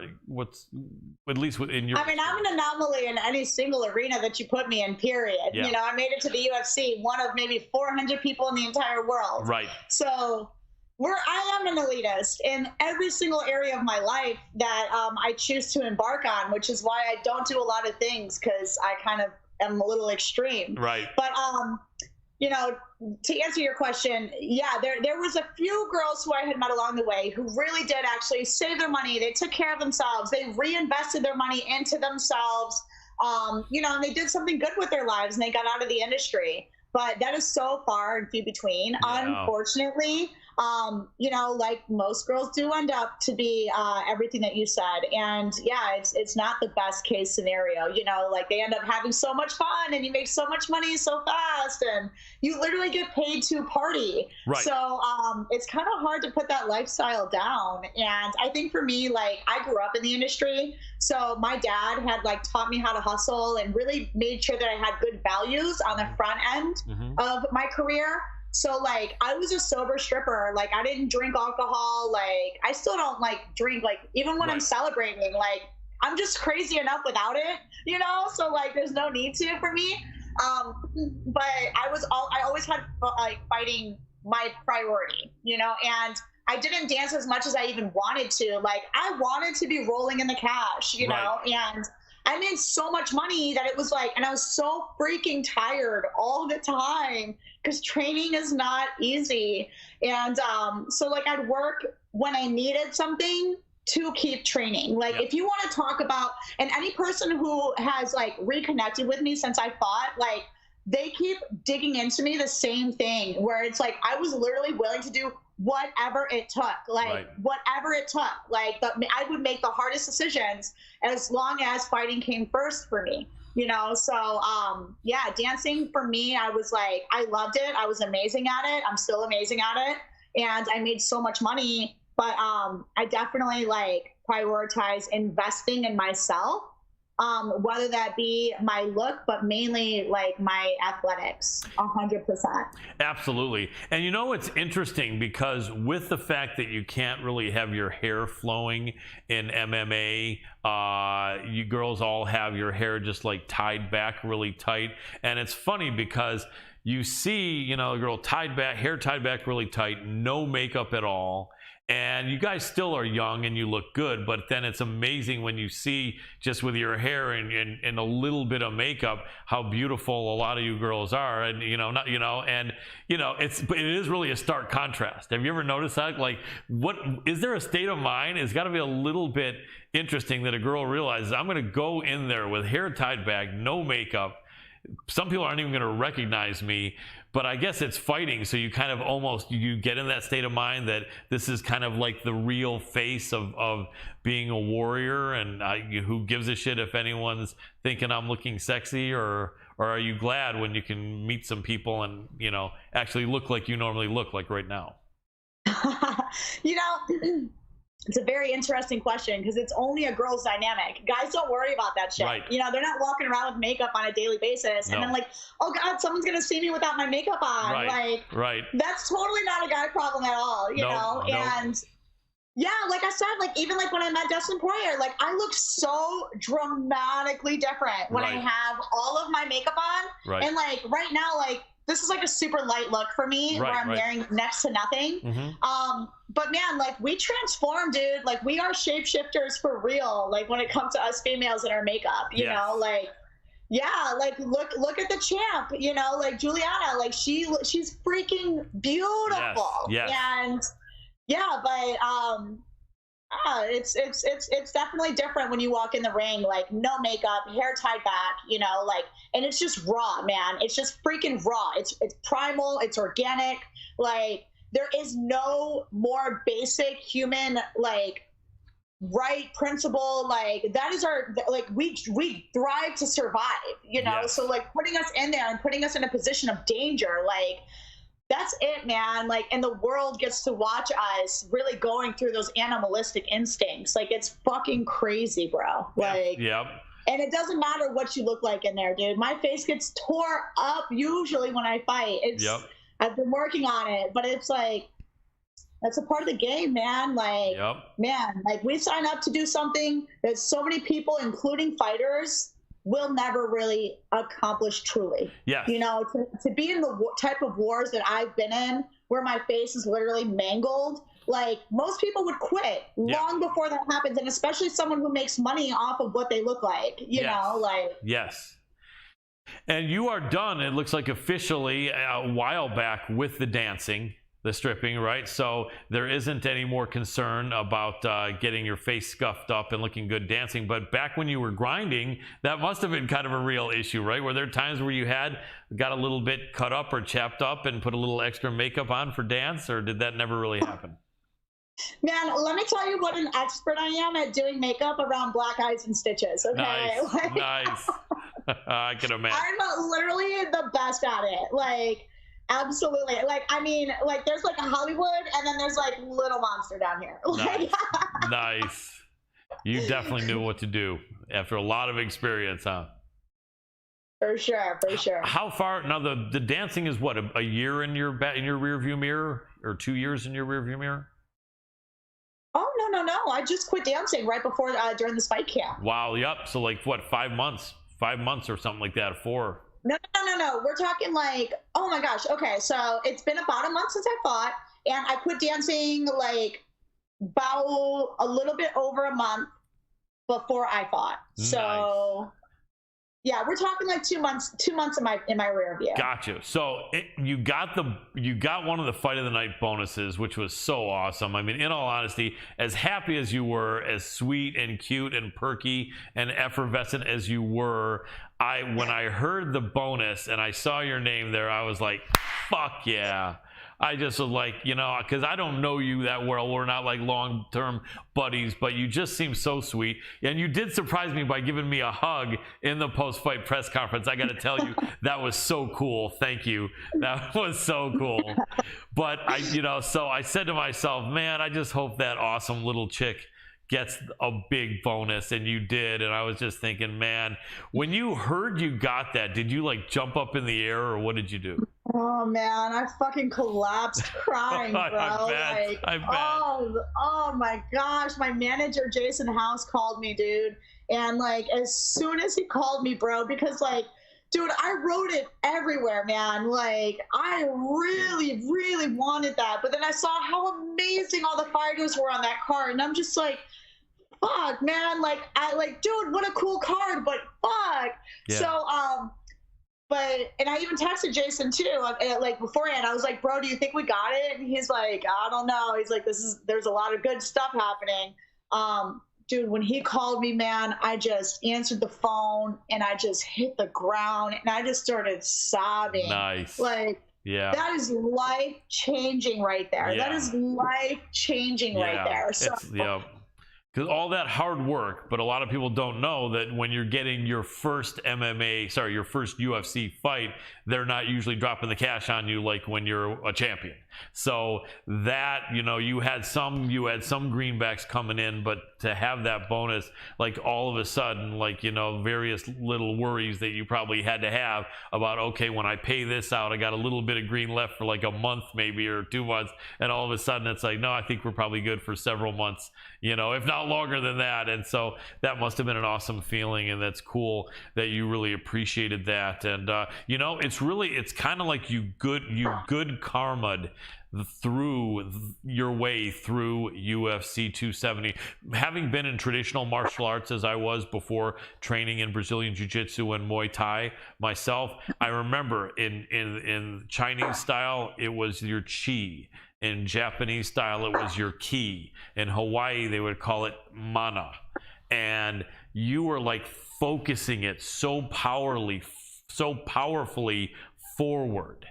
Your chi and your ki and your mana, and you were just like putting it so forward in such a positive, strong way that like literally it's like it just attracted all this good stuff to you. And there's something to that. I'm sure you know that too. And it's not that easy because it takes a truckload of energy.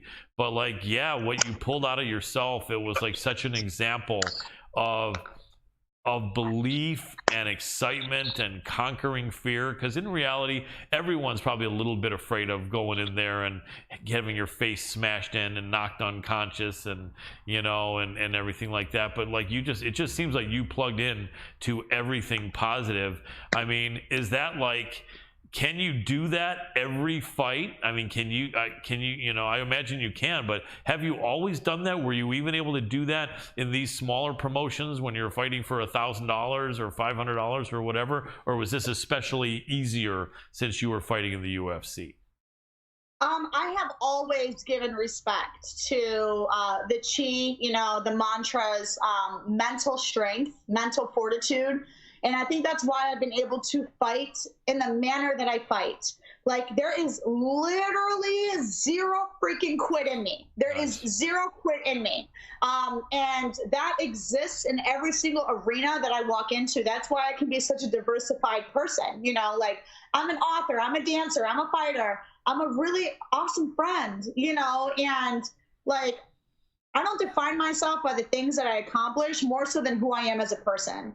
And I think that is so freaking powerful to be mentally strong, mentally aware, mentally developed, you know, and emotionally rock solid as well, you know, and it hadn't always been that way, which was why I became stronger, you know, like through the times. But man, I give the same damn effort if I'm getting paid $50 as I do if I'm getting paid $50,000. Right. And that is exactly why one day I will be getting paid the millions. Yes. Because I do it out of love. I do it out of passion. I do it out of my heart. And I do it like as if it's the only thing that matters to me in the whole world. Because in that moment when I'm doing that task, it truly is. Yeah. I love that. Really, really well stated. And you put in the time and the effort, and you know, you're definitely on a great course. And how are you feeling physically? I know frequently they'll say a month without contact or 2 months without contact. Is there a time period that you're still not allowed to train yet, even though you won, or are you able to train now? And what's the prospects as far as your next fight? I'm allowed to train, but I'm not allowed to have all the fun. So yeah, they're definitely being extra careful with me because obviously, like, I take this very seriously. So I want to make sure that I'm doing all the right things. So yes, I'm training, but I'm not, like, definitely not having contact or anything just yet. That makes sense. Do you think that, and let's look at this in a positive light, because I know you're going to do amazingly well, and you're already off to a good start, and already having the bonus, a 50 grand bonus, helps you. Do you think that even while doing well, if you won like your next 3 fights in a row, or let's just say everything keeps going well, do you ever feel you would have a desire to just go dance one more time? Do you think that would ever happen? And if you did, would you try to like parlay the UFC fighter to make it like this huge feature thing, or would that maybe be problematic with the UFC? Or I hope you don't mind me asking, but I'm just curious, you know, what your thought is. Great question. Honestly, and like I literally said this, you cannot keep me off of a pole. Nice. Like, you can't. I'm putting a pole up in my living room. Love it. That's happening. Love that. I love dancing, just like I love fighting. But the difference is obviously the being a stripper part, I think, is what you're asking. And no, I have no desire to go back in any sort of fashion. I think, like, let's just say worst case scenario, like something happened, I couldn't fight anymore, I really needed money. I'm not going to go back to being a stripper. Like, there's so many other ways to like obtain that. And if anything, it would be something that I would do for fun or to show girls, you know, and to just be a light in a dark place for them, to show them like it doesn't matter where you currently are. Of course, you can create greatness. And that's exactly why I wrote my books, was to help these girls in the industry. Yes. So tell us about that. You know, I wrote them to do that and to help dig them out of the same place that I know like doesn't have a lot of helping hands in there. So I would definitely be a helping hand, but I don't see myself feature entertaining. That could have been an option for me. I'm so good at dancing. I could have been traveling the country doing that already. Right. And I chose a different path. Absolutely. And I respect that. And now let me get on and get off the dancing and stripping. And I appreciate you being so forthcoming and like that. And a lot of people are encouraging. In fact, the boxing wrestling guy here, who's not a big MMA fan, wanted to congratulate you from being a dancer all the way to making it to the UFC. That does rock, yeah. So let's get on to some of your other accomplishments. Being an author, you did write a book, and I remember one of the questions I asked you is the book does have something to do with helping girls that are in that line of work that maybe don't have an end game. Now, we've only got about 5 minutes left with you, about 3 minutes actually. So give us about a minute of what the book is about and where we can get it. So you can get it on Google. It's called Stripper Bible. Kind of hard to forget, but it's a how to hustle and keep your morals and values intact. The most important principle for me was to be able to look at myself in the mirror at the end of the day, after I got home from work and after I was done dancing, and just like seeing myself genuinely. And I think a lot of girls have problems with that. So, you know, I literally wrote that book to help them see you can make hella money and you never have to compromise your values. Love that. Love that. And again, it's called Stripper Bible. Stripper Bible. Love by it. Crystal Vanessa DEMOPOLOUS. And is it on your website, or where can people get that? It's on Amazon. Okay. So, yes. Sounds good. That's awesome. And we know you're with Iridium, with Ed and Jason. Big shout out to them. And what team do you train out of? And anyone you want to shout out, coaches or training partners that helped you look as good as you did at 270? The best championship team in the whole country. Fight Ready. Nice. With Santino DeFranco, and I'm also out of Siege MMA. And we have Eddie Chow over there. We have Angel Cejudo over there. You know, like, we got all the champ coaches, and that's why all the champions are flying in from all around the world just to train at our gym. So it's really awesome. Absolutely. Fight Ready in Arizona. You're over there, and you're doing amazing. Heal up, and I can't wait to hear about your next fight. And love talking to you. I want to throw this out. If you want to come on, I know you're going to be forced to do media anyway, but if I can't be at the event where you're fighting next, if you want to come on a Tuesday night, let me know. And I know you're going to be so busy, so I will be jumping on you to check you out to see if you want to come on either before or after your next fight. We'd love to talk to you again and support you. 100%. I would love to be on. I'm so sorry, dude, but thank you for being consistent and keeping up with this, because this is dope. Thank you. You're very welcome. My pleasure. She's referring to the fact we couldn't get her a week or so ago, but yeah, so happy to have you now, and I'm glad you had a great time. Vanessa, Lil Monster, DEMOPOLOUS, you rock. Huge fan. Keep up the great work. You are awesome. Thanks, guys. You're welcome. Have a great night. Later, homies. Take care. See ya. Peace. How cool and charismatic is that girl? Dr. Adam Roorda. Can you beat that? You can't beat that. No, not at all. Yeah. And here we are, we're having our episode info is not supposed to be popping up. Yeah, Pulsar Lights has a question there. Well, it's not going to end up being her. She won't be one that end up over there at Denny's at 40. Right. You never know. I mean, Pulsar, you bring up a good point, but you know, you never know where someone's going to end up. It is an anomaly. She admitted it's an anomaly, but you know what? Bottom line is, if someone can do something and keep their focus on other stuff, you know, then they can make great things happen. And I think she's destined to be a star. She's got a really good chin. She's quick. Her submissions are good. She's tenacious, and that positive energy is effective. What a little cutie. Absolutely. Good looking girl. She's marketable as hell. She can speak really well. She's an author. You know, yeah, absolutely. Well, another great episode with you, Colin. I know we're doing it from the home studio of Mr. Adam, Dr. Adam Roorda's home. We are doing it here from my own location here in the Los Angeles area. And you know what? We'll probably have a few more here, have some fun pushing forward. We do have a new studio here getting set up out of a cannabis studio, actually. Yes. And I say cannabis studio, it is a cannabis company. It is called Hello. So we will be bringing you from Hello Studios, MMA Power Hour here in the near future, just getting built out, and great partnership going there. So make sure to stay tuned here on Hannibal TV and at MMA Power Hour on our social media. Follow us all over on social media. It's just at MMA Power Hour. Also hit up Lith Token by going to lithtoken.io. Check out the link over there and all the links, and it tells you how to buy if you're interested in adopting and getting into physical NFTs. We will be doing an amazing giveaway here soon in April, so stay tuned. Every week I'll give you a little bit more of a hint, and we will let you know what's coming out with a raffle. It's not a pure giveaway, but it is a raffle, and it's huge. I'm going to tell you that. I'm just going to say Everybody asks when Lambo.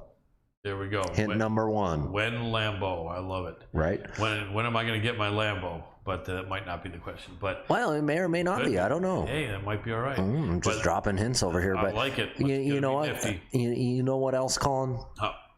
We have an amazing show here. I want to say thank you so much for all the guests that you brought on, interviewed, and as always, my pleasure. Thank you. Great working with you, Dr. Everybody have a good one. I'm going to hand it over to Colin, and I'm going to go ahead and tap out. Thank you so much, Dr. Adam Roorda, for all that you do. Appreciate it. Doctor lives close to me for the first time in all the years I've known him. He finally lives a little further than down the street instead of me dragging my old ass over to freaking Hollywood through the traffic. So thank you so much, at least for the time being, that we're in the studio here in your house. Ladies and gentlemen, in order of appearance, want to thank our guests so much.